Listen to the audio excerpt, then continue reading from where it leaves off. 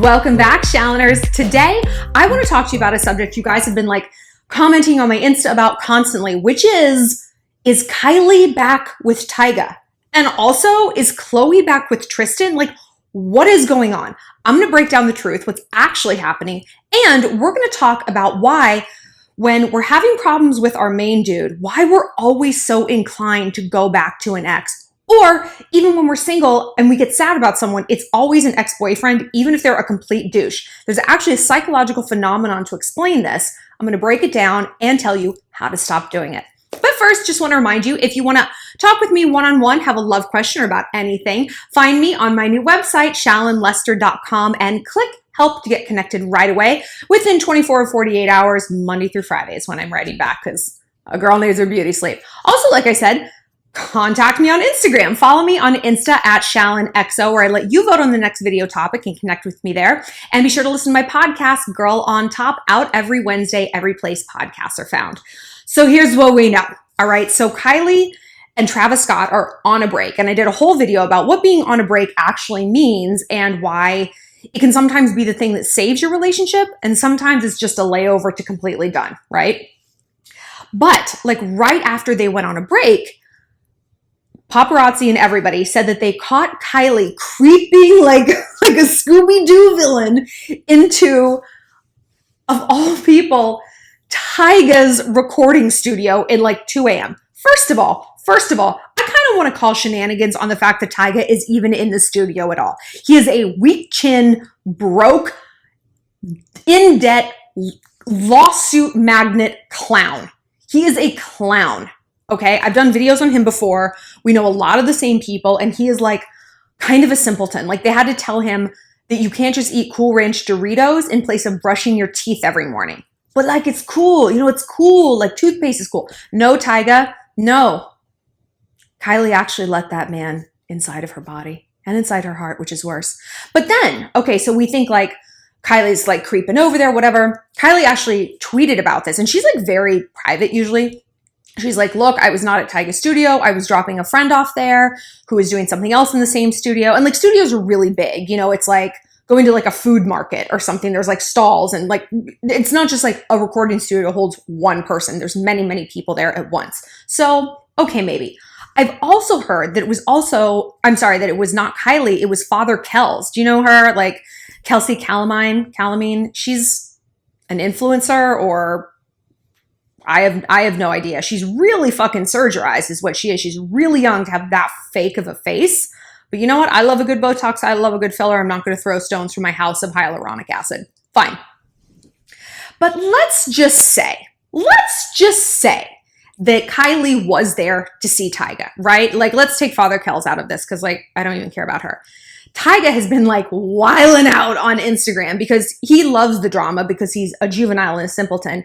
He posted pictures, and thank you to whoever, I can't remember. I think it was that bitch project on Instagram. You DM'd me this picture and it's making my life of Tyga wearing Travis Scott brand shoes in a new photo. He's posing up against a car that's probably rented that's going to get repossessed. And I'm just wow, he is living for the drama. And Tyga was always so petty. When Kylie finally broke up with him, they ended up getting back together, but he posted a picture of her in his room and it's they always come back. Her family was paying your debts. You would be in prison right now if it wasn't for Kylie's generosity. So maybe you should speak on her with a little bit more respect. Put some respect in your mouth since you can't put any food there that you bought yourself. And now we got to switch gears from Kylie and Trav and Tyga and this triangle of unattractive men to a different fuckboy and different baloney.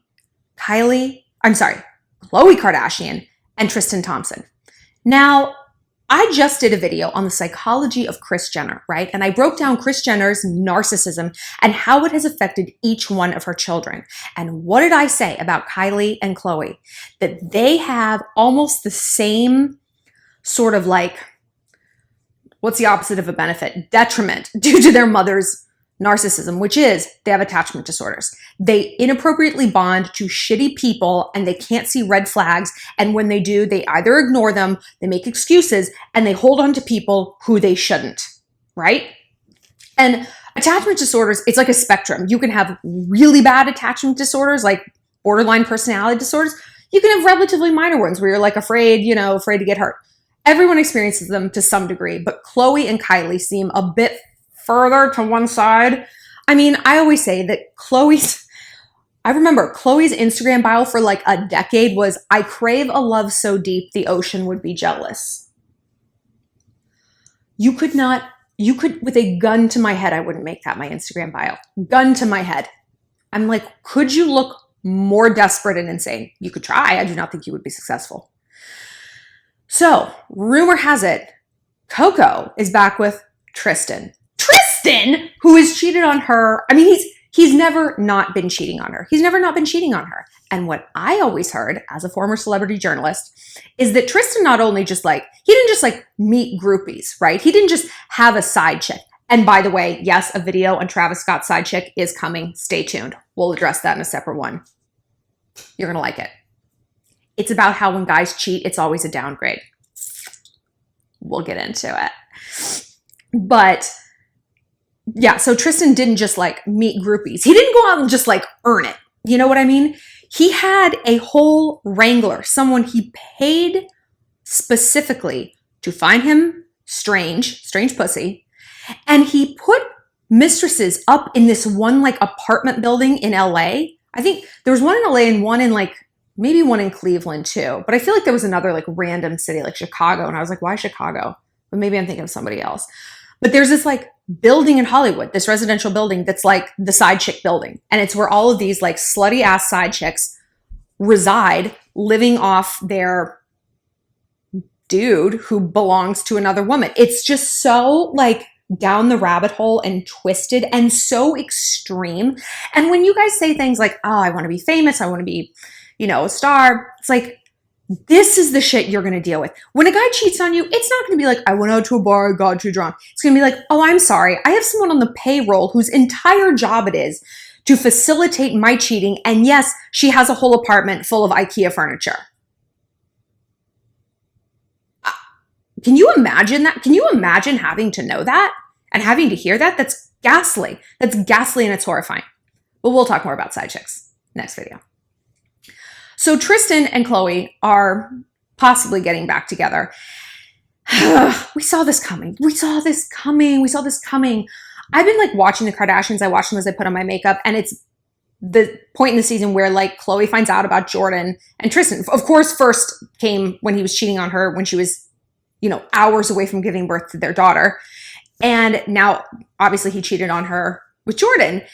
And it's like her reaction was just, it was controlled in a way that I'm like, she's not done. She's just not done.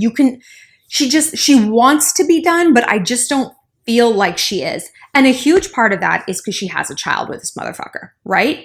Same with Kylie. When you throw a baby into the mix, it's funny. I remember like when I was like 25 or something, I had a boyfriend cheat on me. And like we had like a pregnancy scare, like I wasn't pregnant, but like prior in the relationship. And I remember thinking that I was sorry that I didn't have a baby with him because then I would have had a reason to try to make it work. I would have had a reason to stay. And all I wanted was a reason to stay because I loved him still. I loved him. Like nothing changed for me. Like I had all this new data that I suddenly had to look at and analyze. And it was terrible. And I'm like, if I had a baby, no one would blame me for wanting to try to work it out. You know what I mean? And so I get in a way where Kylie and Khloe are coming from. It's like, you don't want to be done with your baby's father and you're going to kind of default to that excuse if you can, right? But we're not here to talk about just that. We're here to talk about exes specifically because what do exes have to do with all these sad, sordid songs of Southern California? Why would Kylie, who can have anything in the world, probably a million different guys, I don't know, straight males, if you're watching this, do you think the Kardashians are like dateable? Are they attractive? I don't know. I genuinely have no idea. And I always ask guys that I date, because I date a lot younger, I'm like, who are your dream women? Like your celebrity crushes. And no one ever says the Kardashians. If they do, they say Kourtney. But no one is like Khloe. And no one says Kylie either. She seems like guys can read her for what she is, kind of not very self-confident. So I'm like, why ostensibly though, a girl who could have whomever, who's so hot, so sexy, so desirable, why would she go back to a bitch like Tyga? Why does Khloe always run back to French Montana? Oh, where do we even begin? That big gut and those ropey arms, like you can smell the cigarette stench wafting off it, like cigarettes and Monster Energy. That's what French Montana must taste like. Oh my God, ew. Oh, I've got douche chills. But why do they go back to their exes? And why do we go back to ours? Even if we don't have a regular guy and like, these girls are experiencing problems with their main dude. So they're kind of like running back to the arms of the exes, but we obsess over our exes as well, right? And when we get out of a relationship, usually if it's not our choice, we find ourselves thinking about texting, going back to someone we've already dated, someone who at some point in time we deemed not dateable, whether he ghosted, he was a douche, the relationship ran its course, he was a cheater, whatever it was. Why did we go back to a bad place? It's actually a psychological phenomenon. It's called the paradox of choice. The paradox of choice is basically the inverse, or actually a supporting argument for the old communist saying, one road, no one gets lost. One road, no one gets lost. Wow. They're not wrong.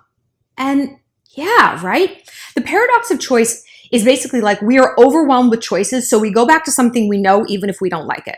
Which is why when you're sitting down to your microwave dinner and you're putting on Netflix and you're like, I just need to find something so that I can eat. I cannot be eating while I'm still looking. Just give me something to watch. And you have the entirety of like cinematic history between Hulu, Netflix, Amazon Prime. What do you end up watching? Probably The Office reruns, right? That's what I do. I watch The Golden Girls, The Office. Like, you go back to what you know, even if you don't even like enjoy it. Because humans like predictability. Humans like familiarity. And what do I always say? We don't pull ourselves towards what makes us happy. We pull ourselves towards what is familiar, right? And this is true in new relationships when we meet people and we act out our parental sort of patterns, our familiar patterns. And this is also true when we go backwards, right? We're going to go back to something that's familiar, especially when the rest of our life feels like it's in a bit of turmoil. We've just broken up with someone. We got fired from a job, whatever it is. We want something that's familiar, even if it isn't making us happy. And that's wild, right? That seems crazy. Because when you look at your friends do it, you're like, you are being crazy. You're being so self-destructive. And then we're like, oh my God, what about James though? Like when we're in the same position. I told you guys, Max and I are on a break right now. It sucks, man. It's difficult. It's difficult to do work on yourself. I'm seeing like several different therapists because I believe in just, if you're going to do something, just do it. If you're going to renovate your house, don't be like, I'll do the baseboards 1 year and just get a whole goddamn crew in here and do it. Rip that Band-Aid off. And so I'm really trying to work on myself. He's working on himself. Maybe we'll get back together, maybe not. I don't know. I'm not exactly taking myself off the market. You're careless with something valuable, it gets taken, my friend. I learned that when I was about 4 years old. So yeah, I'm on Raya, I'm on Tinder. We'll see. But I found myself like thinking very nostalgically about 2 of my exes. I won't say their name. I probably will eventually in the video. But it's like, it would be so easy for me to be like, beep, boop, boop, boop, boop, and just like kind of reconstitute things. I'm not doing that because the whole point of this is to like work on myself and do everything. And it's like, yeah, I'm on like the apps and everything, but I'm not like, whatever. I'm trying to focus on myself. Red-blooded American girl though. Girl's got needs. And I'm like, why would I go back to these douchebags? But it's the paradox of choice, right? It's the familiarity. It's because when one aspect of our life feels out of control and in chaos, we want something that we can predict, and because that's going to give us a sense of self-control. Even if the thing we're going to predict is something bad. Oh, I get back together with Joe. I know he's going to start like liking Instagram models, which is code. Instagram models are prostitutes. They're prostitutes. There is no Instagram modeling agency. They are sugar babies and prostitutes. If that's your thing, great. Fucking charge for it, man. I've been giving it away for free like an idiot. But if you are aspiring to be an Instagram model, you need to understand that that's kind of what that's code for. That's not what we're here to talk about.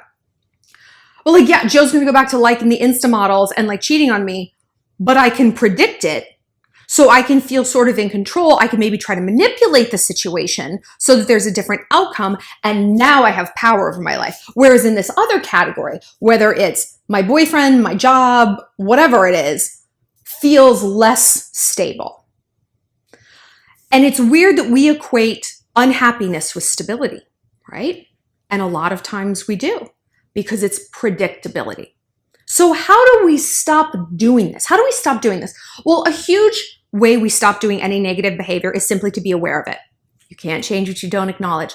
And cognitive behavioral therapy, I'm seeing a CBT therapist right now, so I'm going to be just like regurgitating everything she tells me. But like a big thing is to create behavioral shifts. Replace a negative behavior with a positive one. You always hear the advice if someone's like trying to quit smoking. It's like, well, I would always smoke after dinner. And it's like, then go take a walk, put in a yoga DVD, like do a meditation app, brush the dog, shave your cat, whatever you need to do something that replaces that negative behavior, because then a bad habit becomes a good habit, right? And so if I am just like, oh, so nostalgic, James, if I'm like, this is not the logic talking, this is the demon. That's what I call like the bad version of the demon. And oh, I can be a demon. Push me and find out. But like, that's not the real me talking. That's the demon talking. That's the lazy, weak, scared side of me that just wants to go with what's familiar because I don't like sitting inside the feeling that I have right now. I read online the other day, one of you guys might have sent this to me, that there is no growth in your comfort zone and there is no comfort in your growth zone. And I was like, oh, it's so true. That's why they call it growing pains. It's painful. It's painful to grow and to change, or to watch your circumstances change, right? If someone dumps you and you're like, this is painful, it's very tempting to try to go out, do something that for the time being is not as painful and you think maybe you're going to have a different outcome with. But look, when it comes to our exes, I hear all the time questions from you guys. It's like, I feel like I gave up a great guy. You didn't. You didn't. If you live your life like that, you will make yourself crazy. There is no such thing as what might have been. There isn't. It doesn't exist. And if you focus on it, it will drive you insane. When I look back and I start to think regretfully, I just tell myself, I trusted who I was then. I trust who I was. I trust that person still today. I trust my decision making, you know? And if I look overall in my life, I do trust my decision making. Not always when confronted with a dessert buffet, but for the most part, I think I make good, healthy decisions. And if I don't, if you try to tell yourself that and you're like, no, I don't make good decisions, that's where you need to start. That's where you need to start. Because you dumped that guy for a reason. He ghosted you maybe for a reason, because he's a fuckboy. You dumped him because he's a douche. You realized you can do better. You got a bad, icky feeling. You maybe didn't have like data points to support, but you were listening to your intuition, right? And we have to keep listening to that. And if it's helpful, ask your friends, what do you think about me and James getting back together? And then stand the fuck back, because they are going to be like, raw. They're going to like cue up their PowerPoint presentation. I'm sorry, slide 72. Are we done yet? They're going to have pie charts. They're going to have like keynote speakers, because they are going to remember crystal clear why exactly you guys aren't together, why he's not a healthy person. And we need that reminder. We need friends to be memory keepers, right? And when they talk, listen.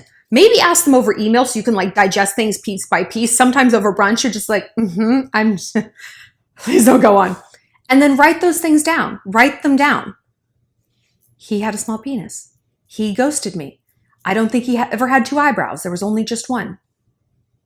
And then you're going to feel at first more lost and more adrift, because that's how everyone feels when their drugs are taken away, right? They go through a withdrawal. They're shaky. They feel sick. They feel anxious. It's no different than when someone takes your emotional drug away. When someone takes that like ex-boyfriend methadone away from you. But on the other side of that, we know with actual drug users, you got to do that to detox. You got to do that to get to an evened out place and make neutral decisions. It's the same emotionally, and it sucks. It sucks just as much emotionally. But at least you don't have to be on the show intervention. And at least you're not like covered in scabs and you're picking your skin. Don't do that. Don't do that. So if you're thinking about going back to an ex, number one, ask yourself what it is you're hoping he's going to save you from, right? Is it turmoil in your life? Where? Address that turmoil first. Then consult your friends. Do you think this is a good idea? Fuck no, don't do this. No, girl. And number three, allow yourself to detox and allow yourself to feel that like the withdrawals, because I promise you it will not last forever. Because what happens when you do use a drug to cover up another problem? You just now have a secondary problem. Everyone who's an actual drug user is a drug user because of something bad in their life that they don't want to face, that they can't sit with. Emotions and fuckboys as drugs are no different. It's time to get sober, girls. We can do it. If you guys have questions and want to talk to me one-on-one, like I said, find me on my, what's it called? A website, shallonlester.com. And follow me on Instagram at ShallonXO and listen to my podcast, Girl on Top, out every Wednesday, every place podcasts are found.